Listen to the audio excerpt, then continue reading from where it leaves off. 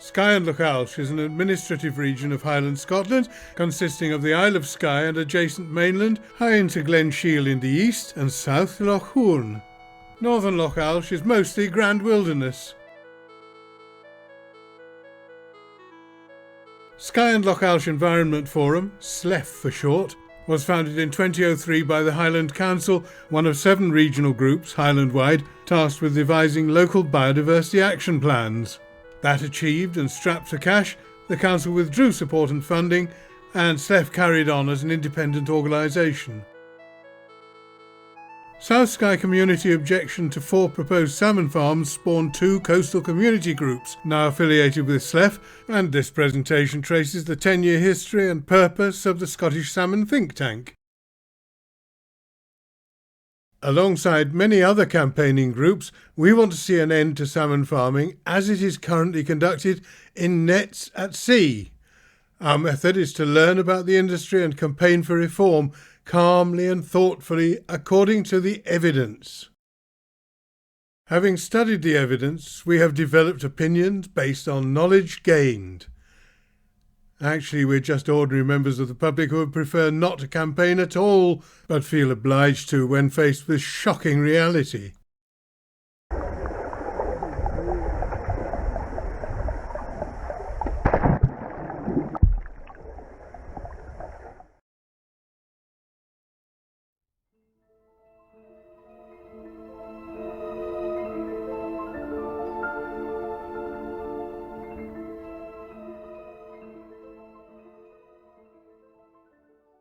By November 2015, the slate community had effectively seen off the salmon farmers, allowing island life to return to some sort of normality.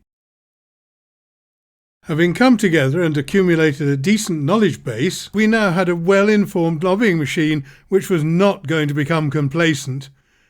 One faction remained to campaign for aquaculture reform, while the other would transfer its attention to gathering an extensive biodiversity dataset to inform future conservation projects. With SSSI projects making progress, STT-T carried on separately with its own continuing and developing purposes.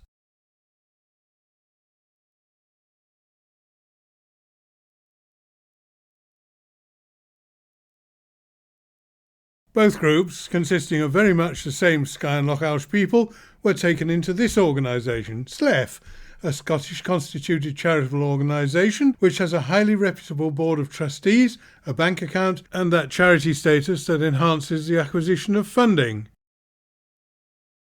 Having gained loads of experience as we fought the fish farmers targeting the South Skye lochs, we contributed to Highland Council planning consultations at least another 20, plus numerous Scottish Government consultations, including the Parliamentary Inquiry into Aquaculture in 2018, which concluded the status quo is not an option, which the government acknowledged then, so far, has ignored. We are unimpressed. In 2016, the Scottish Salmon think tank gathered together other coastal community groups campaigning for the reform of salmon farming in Oban.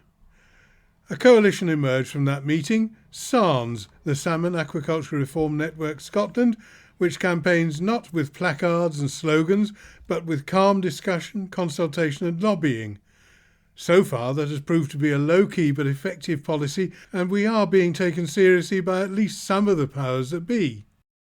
We also had a voice at that 2018 Parliamentary Inquiry, a significant and extremely competent contribution by John Aitchison of the Friends of the Sound of Jura. Both of our Skye groups, and later another in North Skye, joined another coalition, the Coastal Communities Network, CCN, established by Fauna and Flora International and now consisting of 19 groups and growing.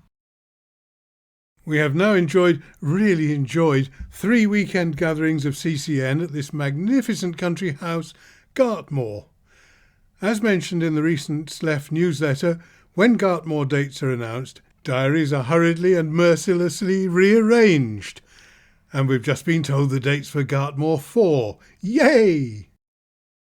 Roger Cottis and I have given presentations around Skye and Loch Alsh and beyond, sharing with many coastal communities what we learnt about salmon farming the hard way. I took the ferry and gave a talk on the Isle of Canna to a small group of people concerned about Moe's plan to site a huge farm off their coast. It took place in the lambing shed, with sheep sounds the other side of a flimsy partition and swallows performing acrobatics beneath the roof. And afterwards we were treated to the birth of a lamb. If I'm not mistaken, Moe, who promised to pay attention to community disapproval, moved on. The National Trust for Scotland certainly made sure its objection was heard. Next, 5 of us visited Egg, where we had a long and valuable discussion with a significant contingent of interested locals and a splendid lunch. In response to well-informed public opinion, Moe moved on. Once again, in December 2019, I sallied forth alone into the welcoming hospitality of a newly formed campaign group in North Skye, now very much a force to be reckoned with, Skye Communities for Natural Heritage. They faced applications for 4 farms, 2 of which were permitted and 2 refused. Despite a brilliant case pressed authoritatively by SCFNH, the absence of the only councillor on the planning committee to understand the subject properly meant that the Scorrybreck and Culnaknock sites were approved by the naivest of reasoning. With Councillor Fraser present and further campaigning pressure from SCFNH, the Floddigary and Balmaqueen applications failed. That was the proper application of correct procedure, which should not be dependent upon the presence of the only councillor who knows what he's doing. This book was originally produced for the Slate community, delivered free door-to-door after we had learnt some facts about salmon farming. It needs updating a little, but it has served to inform other community groups over the years and remains available.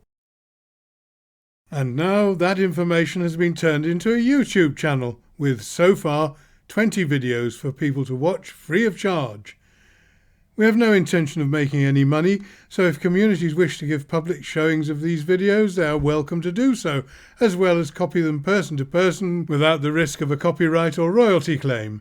This new facility has yet to pick up speed, so please have a look at the videos and share them and anything else you can do to help us persuade people why farming salmon in nets at sea is a thoroughly bad idea.